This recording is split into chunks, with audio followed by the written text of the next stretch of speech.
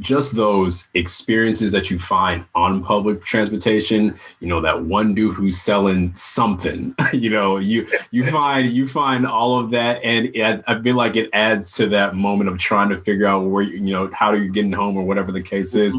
Once you're older, you're like, I'm not trying to deal with this. but when you're there as a student, that's part of the, like you said, part of the experience. So I think that's really awesome. Like somebody like selling me socks. I'm like, man, I wouldn't have thought that like, I'm on the train for another 30 minutes, but do I need some socks? Like I'm thinking, I am kind of low on socks. Let me buy a couple of pairs of socks. So like,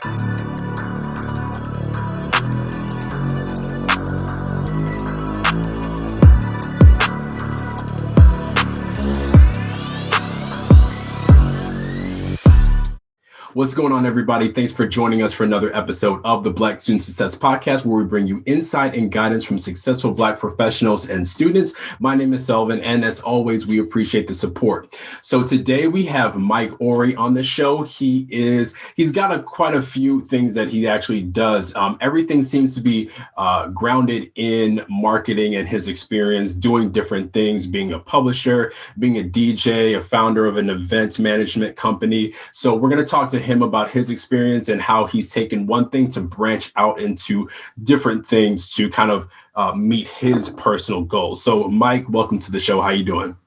I'm doing good. Pleasure to be here. Thank you for the opportunity. Yeah, no, thank you for the opportunity just to even speak with you. So let's start the show how we always do by asking, who is Mike Orie? Oh, man, that's a loaded question. I think it's ever evolving, right? I think as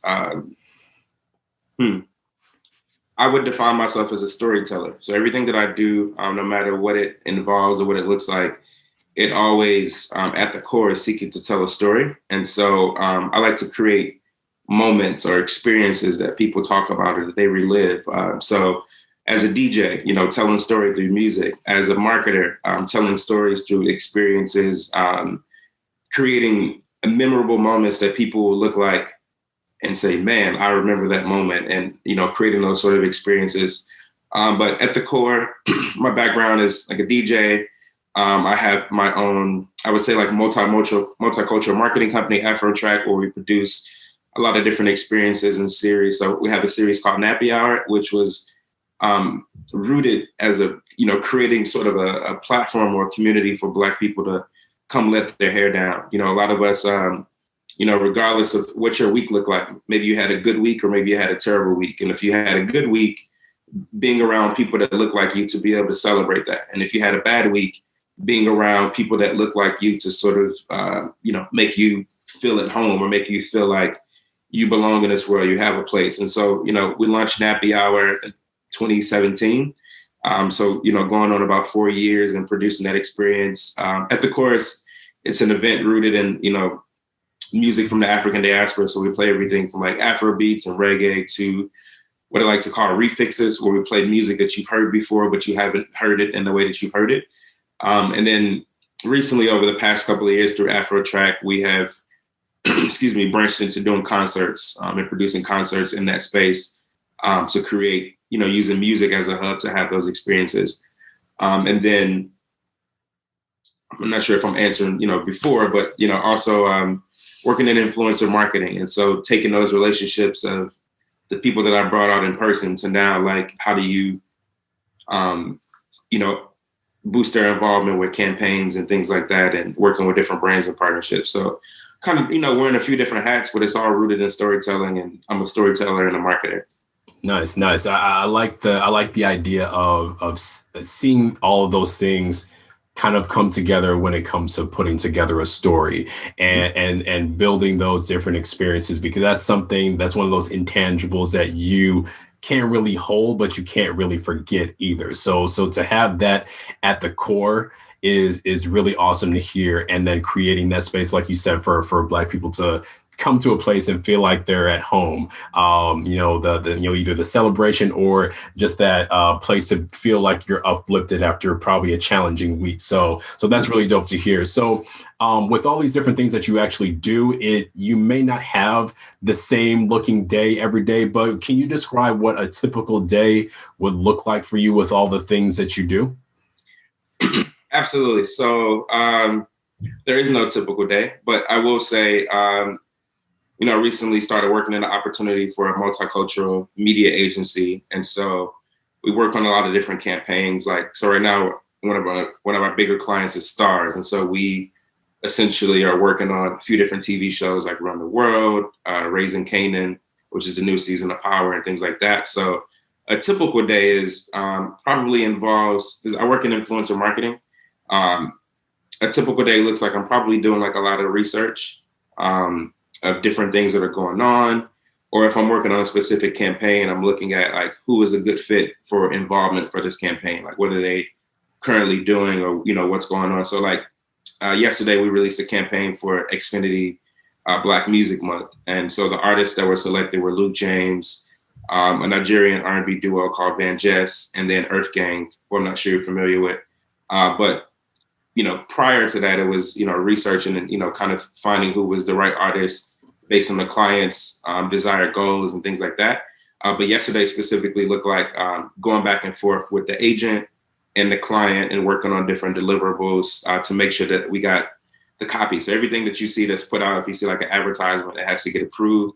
So there's a lot of back and forth, a lot of meetings. Had a meeting yesterday with a publisher. When I say a publisher, different media platforms and things like that. So we also work with them. So I had a meeting with them. And then working on the development for a future campaign that got approved, which I'm not going to talk about because it hasn't been released yet, but that's typically what the day is. So it's like one end wrapping up different things, probably in meetings, probably doing some research where I'm kind of looking at what's going on in the industry. And then typically, looking forward, like working towards other things. But then yesterday I said I was traveling. So I flew in from Houston yesterday. So as soon as I got off the plane, I also, produced a lot of shows and events. And so the first part of the call was a meeting. The first part of the Uber ride was a meeting with the publisher. And then right after that, it was I talked with a venue in New York because I'm looking to do more events in Brooklyn. So kind of sourcing venues and things like that. So, it's, you got a lot going on, but you have to be able to shift hats and shift, from one thing to the next. So. Yeah. Having that skill of like you said, going between different things, possibly without a break. You actually use an Uber ride to accomplish 2 or 3 things before you got out the car. So that's very interesting. And kind of a follow up with that, with the research that you're doing, for the space and for the different clients that you're working with.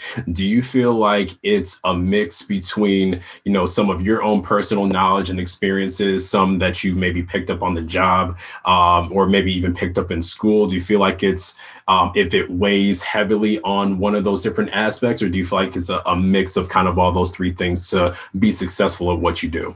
Mm-hmm. Absolutely. I think school, I went to Columbia College, Chicago. I have a bachelor's. I do have a master's, but I have a bachelor's of arts in arts, entertainment, and media management, and then a master's of higher education administration from Louisiana State University. So while I was at Columbia, I was very curious. I was a young kid, just like very interested in just things that are going on, like different cultural experiences, different music, and just always wanting to just try different things and see what was going on. I had no idea how that would lead me to the work that I'm doing right now. It was just, very natural to me. And so for me, to answer your question, a part of it comes from just general knowledge, but it's supporting general knowledge with whatever the information the client needs to feel excited about it. So it's like, I know X, Y, and Z is a great person for this campaign, but I have to, explain it to the client to a place where they understand. Also, I more recently have spent a little bit more time just trying to be in the know, watching different television shows and things like that, so that I bring those ideas back to the client. That's where I seek inspiration from. But definitely school played a big part in it, just creating a space for me to be curious.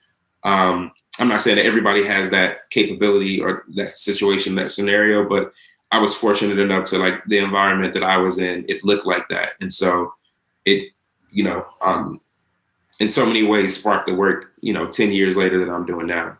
Absolutely, and I think, and if if you're unfamiliar with Columbia College, super big, art school, and then with all of the different events that are happening in the city of Chicago, you pick probably one of the best places to just kind of be surrounded by that and be able to exercise that curiosity. So I think one good thing to pick up, for our listeners is, especially when looking for different schools, is to also kind of look at the environment that school is in case you're able to pick up some of those different things that would help you to your goal. So it sounds like that's exactly what happened for you. Absolutely. Absolutely. That's what's up. So now with marketing and kind of, utilizing that to kind of get into different things that you're, personally in tune with. Can you talk about the different variations of, when it comes to marketing itself that, students can kind of get into or think about when pursuing a career in that area? Yeah, absolutely. So there are different components. You have traditional like marketing and promotions, you have advertising, you have PR, you have what I would say sort of like strategic communications, where people are coming up with ideas and things like that. And then more recently, probably in the last, I don't know, kind of guesstimating, maybe 10 years, you have what's like influencer marketing. So there's different components to it. I started with traditional like street promotions. And before I attended Columbia, I went to a historically Black college in Charlotte, North Carolina called Johnson C. Smith University. And so new to the city, trying to make some friends, I was just passing out party flyers. I'm 18. It just felt cool, have a little juice, get into the parties for free, get a t-shirt. So I started with that. And I didn't realize that I was good at it. I was just doing it because it was just natural. It felt fun. It fit my personality. And it sort of evolved. I kept doing it. I kept doing like promotions and things like that. And as you start to do promotions and you see success, what marketing looks like to you kind of evolves. And so I started saying, man, if I have the ability to produce these experiences and have a great turnout and it's very profitable, what are the other components of marketing? And so now I'm kind of, shifting to that. But a lot of, brand partnerships as well. So like experiential marketing, which is essentially where you're curating experiences, but you're looping in different brands or different products or things in terms of like, how do you create a memorable experience? So for example, I don't remember what year it was, maybe like 2012, 2013 or somewhere around there. I went to a Heineken event. And at the time, they threw a concert and Wale was performing. I saw Ryan Leslie perform and I think like Santi Go, just across different experiences. And so as I was going to, make my choice, my product choice, like when you go somewhere, like that brand became top of mind because I associated that brand with a great time or a great experience.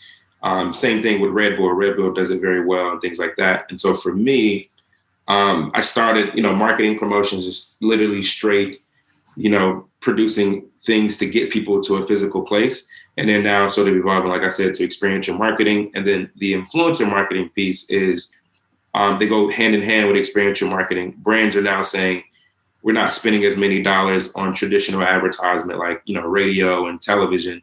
But now we're looking at how do we increase our influence through partnerships with other people. And so that's where that research piece comes in. And I absolutely love it because you get a better understanding of the consumer. You kind of create these authentic experiences. But at the core, so traditional marketing, promotions, advertising. So people that work in like the advertising agency, PR, which is basically, there's different components of PR too, but telling stories, like using like words to communicate things that are happening. And then even like the creative aspects. So they're like, people who come up with campaigns, graphic design, all of those different components, film, videography. So yeah, I think a lot of times people know exactly where they want to go. And then other times, like as your career progresses, you sort of find different areas or like reinvent yourself and create your lane.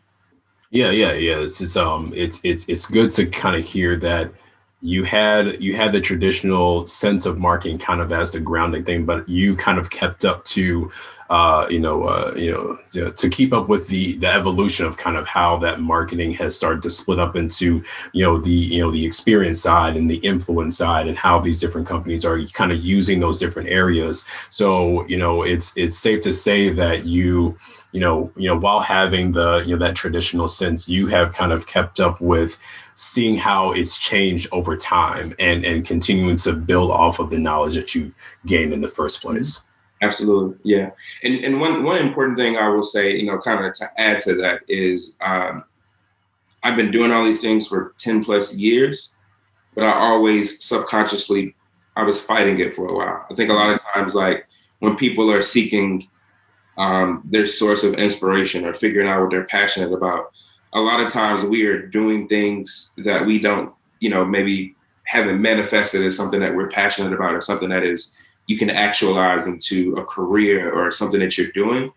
But I would tell anybody to find something that you're just naturally doing. So if you're interested in plants and you find yourself just spending a lot of time like watering plants and things like that, like maybe it's a hobby and it's your source of, freedom for whatever you're, looking to sort of, take a mental break from. But a lot of times we're doing these things and not thinking about, man, this is something I could actually do and turn into a serious passion project. So that's what's up. That's what's up. So with all those experiences that you kind of built, and then even creating your own lane with, creating Afrotrak and everything, you have, been able to kind of take, Black culture and put it in this authentic way, the storytelling, as you've mentioned before. If there's a student who's kind of thinking about taking this route, what advice would you give to them, and specifically a Black student who's trying to get into the space, maybe even kind of doing a similar thing, creating their own space where it feels authentic, and we talk about code switching and things like that, and maybe finding a space where you don't have to do that as much. What advice would you give to them? Lots of internships. So I did an internship with Def Jam, and probably like 4 or 5 different internships in addition to that, where I was put in places to just soak up information. And a lot, my scenario, like in the entertainment industry, a lot of these opportunities were unpaid, but the knowledge was, you couldn't put a price on the amount of knowledge I received and the opportunities I received. So start with that. Don't look for money. And I know that sounds crazy, because it's like you're literally thinking like, I'm looking at a career and, you need, money to provide for yourself and things like that. But don't make money the source of why you're doing what you're doing. And I'll tell you why. The money will come. That's the first thing. But what you'll find is when you put yourself in situations where you're doing things that are purely because you love it, the amount of passion and joy that you experience, in so many ways probably increases the financial outcomes that you receive, because you're doing it like purely from your heart. So I started with, obviously like throwing these events and things like that. But before that, because I was passionate about things that are going on and kind of in the know, I would start with just telling friends. So like somebody might say, hey, I'm in town for Chicago for the weekend. You know anything going on? I found myself actually taking that seriously. So for free, I'm probably investing 20, 30 minutes of somebody that just texts me like, hey, I'm in town, what's going on. Everybody is not going to have that energy that I have, but it started with that. And so I'm like making recommendations of, oh, I think you should check out this spot. I think you should check out this spot. And what I saw from doing that is, people might joke around like, oh, he's a plug or whatever. And that wasn't the goal. It was like, man, I'm just literally passionate about things that are going on. And from there, it manifested to where people started to trust and value my opinion, that when I would invite them to things, that it would be something culturally that they would enjoy. The other thing I would say is figure out who you are and who you want to be. And I learned that personally through experiences that didn't work out for me. So somebody might look out and say, man, I didn't get this job, or I got this job and it wasn't a good experience. Like, I feel like I'm failing. I feel like I'm not where I'm supposed to be. I actually took that and I flipped it. And I'm like, okay, that's one thing I get to check off. I know that I'm not interested in. And so you may not arrive at a job that you're like 100% passionate about. But to me, I'm like, okay, this job, maybe fulfills 40% of the things I'm passionate about. I don't plan on staying here forever, but the next one should be at least 50% and then 60%. And it is through these experiences that you get a chance to check off the things that you don't like. So then from there, you kind of have more of a sure set vision of the things that you actually like. So for anybody that is sort of in a place where they're trying to figure out where they want to be and they're not happy, use that as an opportunity to check out the things that you don't like. So I don't have to, apply for this opportunity anymore or be in this situation. So internships, don't do it for money. The money will come.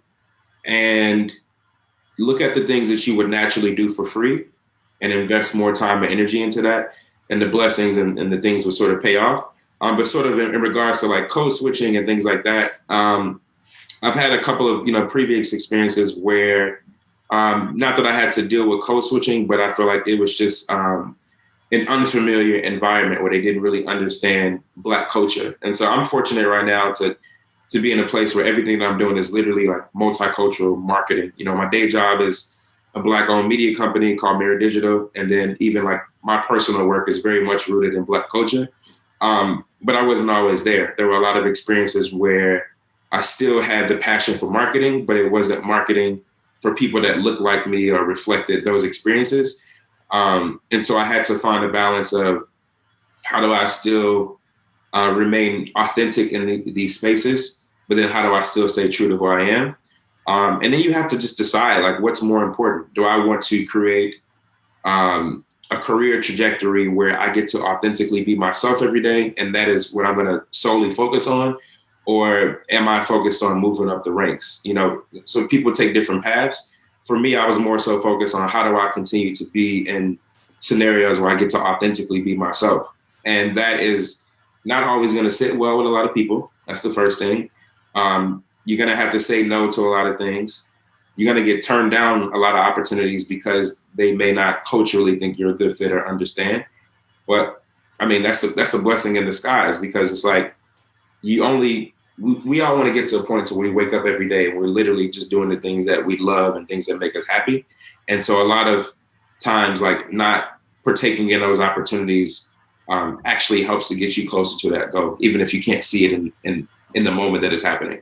Yeah, absolutely. I think, passion is super powerful and can take you farther than more than where you can expect. So I think if you, just as you've kind of grounded yourself in who you are as a person, everything else kind of falls into place, and you don't have to backtrack to try to switch things up and make things harder, especially as you move up. That might be even harder to do if you don't set that foundation straight. So it sounds like you've done that, and you've gotten to a place where you like you said, can wake up and say, all right, I love what I do. Let's get to work. And everything kind of, happens, into place so that way. So absolutely.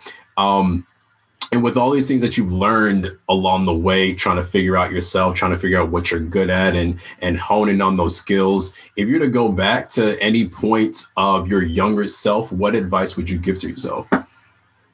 I overthink a lot. And I think being in a space that I'm in, like, over the last year is showing me that the things that I've, like, I put too much time and energy in, like, sitting on ideas or overthinking. Just do it. Be okay to fail. But more importantly, failure is a part of the journey, but also you miss out on a lot of blessings when you overthink things. And so there were things that I literally, tried to talk myself out of, but I was just so passionate about it, but I was scared. And the results have been on both sides of the spectrum, right? There have been some things where, like, man, I threw a dope event, but I lost a lot of money, but people had a great time. Or I almost didn't, follow through with an idea because I'm like, this just sounds crazy. So one of those things, for example, is last year, I threw like a pretty intimate dinner party, and it was called Musine. So it was like fusing the idea of music with cuisine. So we threw like the food was rooted in, like, Southern and soul food, and then the music was rooted in Southern hip hop. And so when I was, like, talking myself through the name, I was like, this name sounds weird. It sounds crazy. But it was actually it became one of the selling points. Like, the event sold out in like 3 days. it became one of the selling points because it was so different.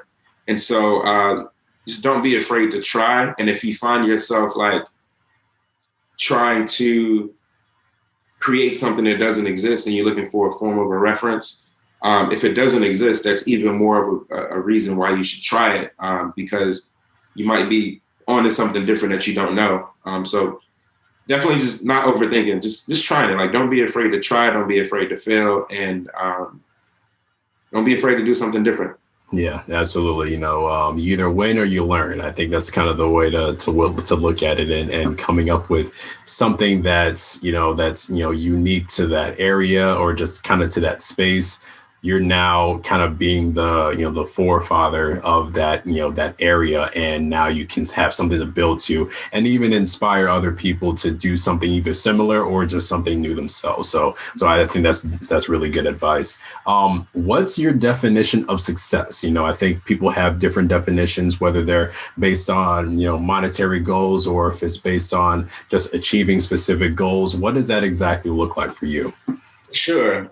There's actually, I believe it's a Maya Angelou quote that I use as a form of reference. And it says, success is liking yourself, liking what you do, and liking how you do it. Mm. And so this past year and a half has been like a lot of reflection on self, putting myself like mentally in a happier space, taking care of my mental health and things like that. Liking what I do, like being in a place of waking up every day and being fulfilled, like feeling like I'm doing something that makes a difference. And that looks different for everybody. But for me, that looks like that is routed in marketing and multicultural marketing and experiences and storytelling. Liking myself looks like, man, like taking care of my health. So maybe I'm going for a bike ride, or maybe I'm like taking some time to just listen to music. And I spent a lot of time, like more recently, reflecting back on my accomplishments. I think like as we're on our journey, it's okay to pat yourself on the back. And look at the things you accomplish. And another thing, like with success, it's like it's rooted in, it's not just about, oh, I made a lot of money or I did this or I had 300 people come to this event. I also try to treat myself. So whether our idea was a win or I learned from it, one thing I always do is I always take myself out to eat, or I sort of reward myself for everything that I produce. Because whether I made any money or whatever, I woke up and I had something I was passionate about and I decided to go forward with it. So I like to reward myself, in those little small increments, but just taking myself out, so liking yourself, liking what you do, and liking how you do it. That's my definition of success. That's what's up. Yeah. And that last point, I think, is really good to highlight the fact that you're kind of celebrating those small victories and taking the time to actually reflect on what you've gotten done, because it's so easy to get consumed on just like getting things done. And you kind of get lost in that sometimes, even as successful and as many goals that you have, if you don't have or make the time to look back on those things and like you said, pat yourself on the back, taking care of your mental health, things like that, those are those little things that help you, probably even achieve more in the future. So definitely great points there. Now, lastly, just to kind of get a better idea of you as a person, with some of our audience members being college students, from your experience, what do you think is one rite of passage that all students should go through? Is it, being broke, locking your dorm room door and having to go through the hoops to get that back open? What do you think is like one rite of passage that all students should go through? Oh man, literally all of that. Like all of that. Even sometimes you still experience being broke. That's why I say at the core, it's important to do something you're passionate about. Every college student should experience. There are so many intangible experiences that you can't describe what it feels like to live on campus. And I know not everybody will have the ability to live on campus or, be in a financial situation to pay for a dorm. But I experienced all of those things by living in a dorm, being broke, locking myself out, making new friends. And when you lock yourself out, you have to rely on someone else. Like maybe it's an RA or maybe it's a friend that you can rely on that will allow you to hang out in their room. So that really taught me what it felt like to be vulnerable, because you're having so many different experiences. I'm on the CTA. Maybe I got $5 in my pocket. What happens if the CTA stops running? How will I get home? So like all of those experiences were very tangible for me because it taught me to like be vulnerable, to let my guard down, and to sort of just experience being in the moment. And I think there is no better time in your life than being a broke college student where you just get to create these experiences that are not rooted in, we don't have money. You find fun, and your source of fun looks a little different. Mm-hmm. So definitely that, like, I would say live on campus if you can. Those experiences I can never like take back. They will always live with me forever. There you go. Yeah. And it's funny that you mentioned the CTA, especially when it comes to just public transportation in general.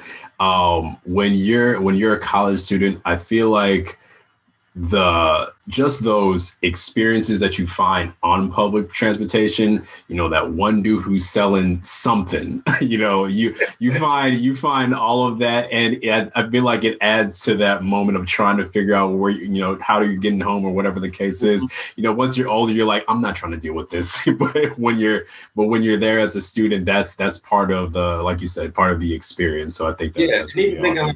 Somebody like selling me socks. I'm like, man, I wouldn't have thought that, like, I'm on the train for another 30 minutes, but do I need some socks? Like, I'm thinking,